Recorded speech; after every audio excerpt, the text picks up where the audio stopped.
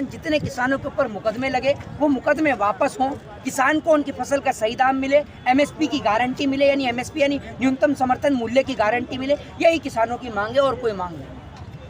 अगर ये बातें नहीं मानी गई, अगला आपका स्टेप क्या रहेगा? देखिए, अगर नहीं मांगेगी तो सरकार के खिलाफ दोबारा ही लोग बैठेंगे सड़कों पर। और क्यों नहीं बैठेंगे भाई? आप ये सोचिए, इन्होंने अपने भाइयों को खो दिया। 13 महीने किसान आंदोलन चला, कितने किसान भाई शहीद हो गए, ठीक है, कितनों के ऊपर मुकदमे दर्ज हो गए। सरकार इनके ऊपर चर्चा करने के लिए तैयार नहीं है, सरकार एमएसपी पे चर्चा करने के लिए तैयार नहीं है। लगातार देश के किसान का गला घोटा जा रहा है, लेकिन उस पर कोई चर्चा नहीं है। सरकार के पास डेटा नहीं है कितने किसानों ने आत्महत्या करी, सरकार डेटा अपडेट करने को तैयार नहीं है। तो किसान का शोषण नहीं हो रहा तो क्या हो रहा है पूरे देश में? लोकसभा चुनाव 2024 को देखते हुए ये 2024 का चुनाव अभी बहुत दूर है, ये कोई चुनावी मुद्दा नहीं है ये, ठीक है ना। आप किसान की आज मांग पूरी कर दो, ये आपको कल से नजर ही नहीं आएगा, ये आपको अपने खेत में नजर आएगा। आज आप ये सोचिए, महाराष्ट्र में किसान को 2 रुपए का चेक दिया जाता है, तो ये किसान की जो मजबूरी है उसका मजाक नहीं उड़ाया जा रहा? ये बताइए ना आप मुझे। किसान आज प्याज जो है मार्केट के अंदर 20 रुपए किलो 30 रुपए किलो बिकती है, लेकिन किसान से प्याज 1 रुपए किलो 2 रुपए किलो में उठा ली जाती है, और वो भी उसको पैसा सही टाइम पर नहीं मिलता।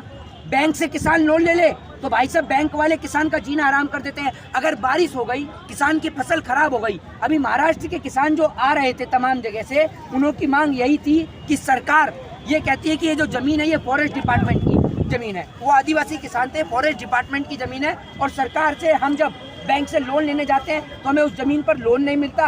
और दूसरी बात यह कि अगर बारिश होती है या कोई भी प्राकृतिक आपदा होती है, हमारी फसल खराब होती है, तो हमें हमारी फसल का मुआवजा भी नहीं मिलता। तो किसान पूरे देश का परेशान है, कश्मीर से कन्याकुमारी तक का किसान परेशान है, जिसलिए आज वो सड़क पर उतर हुआ है। आपको ऐसा क्यों लगता है कि जब इलेक्शन नजदीक हुई, जब भी हम धरने पे बैठेंगे, जब भी हमारे भाई साहब आप एक बात मुझे बताइए, 13 महीने वो आंदोलन चला, इलेक्शन से तो पहले ही उठ गए थे किसान। अगर चुनावी मुद्दा होता तो चुनाव के टाइम तक बैठे रहते ना, इलेक्शन से तो पहले ही उठ गए थे। आपकी तो ये तो जबान खराब है, आप लोग कैसे कह सकते हैं कि इलेक्शन के टाइम पे? इलेक्शन कल है, कल कहाँ वोटिंग हो रही है जरा बता दो।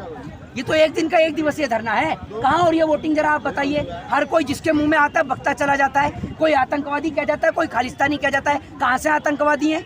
इनके बच्चे देश की हिफाजत कर रहे हैं, आप इनको आतंकवादी बताते हो हैं? आप अगर ये आतंकवादी हैं तो अपने बच्चों को, नेताओं से कह रहा हूँ, अपने बच्चों को भेज दे सरहद की हिफाजत कराने के लिए। बताइए ना, इनके बच्चे करें सरहद की हिफाजत? है इनके बच्चों में दम? इनके बच्चे बीसीसीआई में बैठे हुए हैं, हराम का खींच रहे हैं देश का।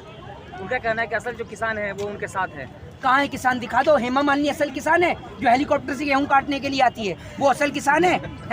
बाकी सारे झूठे किसान हैं, हेमा मालिनी है असली किसान। उसने मुझे लगता है 10 बीघे का खेत अपने महाराष्ट्र में, उधर मुंबई के अंदर अपने घर के ऊपर उगा रखा है ना। 10 बीघे का खेत है, उसका गेहूं वहीं उगाती है, फिर हेलीकॉप्टर से काटने के लिए आती है। कैसी बेहुदा बात कर रहे हैं? दिखाओ असली किसान कौन है। सनी देओल है असली किसान है या हेमा मालिनी? मोदी जी देश को, मोदी जी किसान है, 18 घंटा काम करते हैं। अरे वो आदमी 18 घंटे काम करके आधा देश बेच दिया।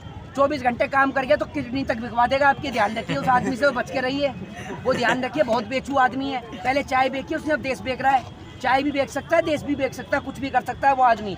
जो आदमी मंच पे खड़े होकर झूठ बोल सकता है, उसके लिए बेचना कोई बड़ी बात नहीं है। वो आपको भी बेच देगा। किसी दिन पता चला विदेश में आप गिरमिटिया मजदूर की तरह एक्ट आपका साइन हो गया और आप ही बिक गए, पता भी नहीं चलेगा आपको। वो व्यक्ति इस देश को वापस से गुलाम बनाना चाहता है, उनको कोई फर्क ही नहीं पड़ता। किसान 1 दिन बैठे 2 दिन बैठे, चाहे कोई फर्क ही नहीं। देश विकास करेगा तो महंगाई तो बहुत बर्दाश्त करना कौन सा विकास कर रहा है? रेलवे बेच दिया, इंडिया बेच दिया, महंगाई बर्दाश्त करना पड़ेगा है। हमने तो भैया इंसान को वोट दिया था। अगर आप जानवर समझ रहे हैं तो आप जानवर समझ सकते हैं उसे। हमने तो इंसान को वोट डाला था, हमने किसी जानवर को वोट नहीं दिया था। अब आप प्रधानमंत्री को जानवर कह रहे हैं तो ये आपकी सोच है। हमने नहीं पाला कोई शेर वेर, शेर पालने की तो अनुमति भी नहीं है। ये शेर कहाँ से? चाइना का नाम लेने से भी डरते हैं? चाइना का तो नाम भी नहीं लेते, कहाँ से शेर हो गए? और जो आप ये सोचिए अपने देश की जनता को सड़क पर उतार रहा है, वो कहाँ से शेर हो गया? सर कर्नाटक में सरकार नहीं बनी है, वहाँ भाजपा के नेता लोग का बयान आ रहा है कि अजान बंद कर दिया जाएगा, इस तरह का बयान आ रहा है। ये तो इनकी, मैं आपको बताता रहा हूँ, हिंदू मुसलमान करेंगे और वोट बटेरेंगे, यही इनकी पुरानी और गंदी आदत है। हिंदू मुसलमान के नाम पर वोट दिया जाएगा। किसान यहाँ जुटा है जी, और इनके बेटे जवान जंतर मंतर पे 29 दिनों से बैठे हुए, उनके बारे में क्या कहेंगे आप? देखिए मैं आपको बता दूं कि इनके जो बच्चे हैं यानी जवान जो हैं, लाल बहादुर शास्त्री ने देश को एक नारा दिया था, जय जवान जय किसान का नारा।